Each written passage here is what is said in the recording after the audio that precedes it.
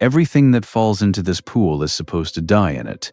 The walls are too slick to climb, and the liquid at the bottom is built to drown an insect and then take it apart.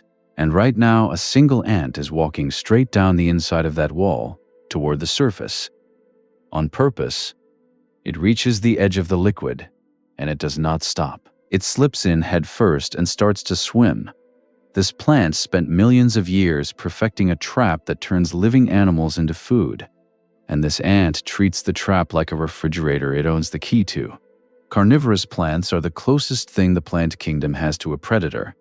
They lure, they catch, they digest. But for every flawless trap out there, some animal has found the crack in it. And a few have done something far stranger than escaping. They moved in. By the end of this file, you'll meet a spider that carries its own air to the bottom of a plant's stomach and hunts there in the dark. You'll meet a caterpillar that disarms a leaf built to kill it and eats the carnivore alive. And you'll meet that ant again, the swimmer who robs its plant so thoroughly that the plant ends up better off with the thief than without it. Welcome to the lab. Today, the carnivorous plants are not the monsters. Today, they're the haunted houses, and we are following the things that learned to live inside them. If that is the kind of biology that keeps you up at night, the subscribe button is what keeps the lab doors open, and a new specimen opens on the shelf every week. Let's start with the simplest trap to understand, and one of the hardest to cheat. A sundew is a leaf covered in tiny stalks, and every stalk ends in a bead of glue so clear and sweet it looks like a drop of dew. An insect lands, sticks, and struggles, and the struggling is the fatal mistake. The leaf feels it, curls slowly inward, and presses the prey deeper into the glue until it stops moving for good. Almost nothing that touches a sundew walks away. Almost nothing. There is a small bug, a cousin of the assassin bugs, that spends its entire life strolling across those glue beads as if they were dry stone. It is not faster or stronger than the trap. It simply does not stick, and nobody is sure how. And while it crosses that minefield untouched, it does something insulting. It walks up to the insects the plant has already caught and drinks them dry, robbing the meal straight out of the plant's jaws. The plant grew the deadliest flypaper in nature, and this bug treats it like a free buffet. Walking on the trap is one thing, climbing inside it is another. A pitcher plant is a different kind of weapon, a tall, slick cup with a pool of fluid at the bottom. Insects come for the nectar on the rim, lose their grip, and fall in to drown. The last thing you'd expect to find living down there on purpose is a spider. But the crab spider does exactly that. It is born in the pitcher, grows up in the pitcher, and nests inside the very cup that is busy drowning everything else.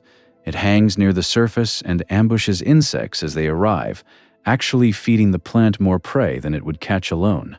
When something threatens the spider, it does not climb up and out. It dives down into the killing fluid and hides among the floating bodies of the plant's last victims until the danger passes. One of these spiders goes further still, to hunt the mosquito larvae at the bottom. It crawls underwater with a bubble of air trapped against its body, a built-in diving tank, so it can breathe at the bottom of a stomach. The spider only visits the water. Some animals are raised in it. A pitcher is built to drown and digest, and yet inside many of them, that same liquid doubles as a nursery where mosquito and fly larvae grow up, without ever being dissolved. But one animal took that idea much further. On the floor of the Borneo rainforest lives a frog the size of a pea, one of the smallest on Earth. And it will breed in exactly one place, inside a carnivorous pitcher plant. The female climbs the slick inner wall and lays her eggs on the side of the trap, and when the tadpoles hatch, they slip down into the pool and grow up there, in the cup of the plant, living off the yolk in their own bellies until they are small enough to climb back out. She passed up every pond for the one container built to kill, because almost nothing else dares follow her young inside. The deadliest cup in the swamp turns out to be the safest cradle she can find. Quick pause, because we are halfway down a very strange road. So far, every creature has beaten the trap a different way, and it leaves me with a question I honestly cannot answer cleanly. When an animal is born inside the thing built to kill it and grows up safe in there, who is actually in control? The plant or the animal? Tell me what you think in the comments. I'll tell you where I landed at the end. Because the two best are still ahead. Everyone so far has stolen from the trap, hidden in it, or grown up in it. Nobody has eaten it. Back on the Sundew, surrounded by all that glue, there is a caterpillar that does the unthinkable. It eats the carnivore. The caterpillar of a small plume moth lives on Sundew leaves and grazes them like a cow in a deadly pasture.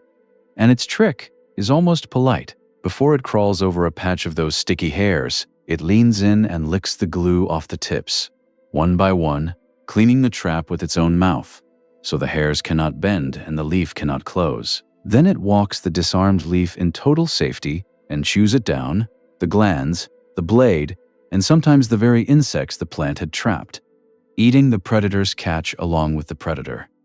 The plant evolved to digest animals. This animal evolved to digest it right back. Which brings us back to that ant from the very beginning, and to the strangest ending in this whole file. On a single pitcher plant in the swamps of Borneo lives an ant that exists nowhere else on Earth. One biologists call the diving ant. It nests inside the plant's hollow tendrils and walks the slick rim that defeats almost everything else.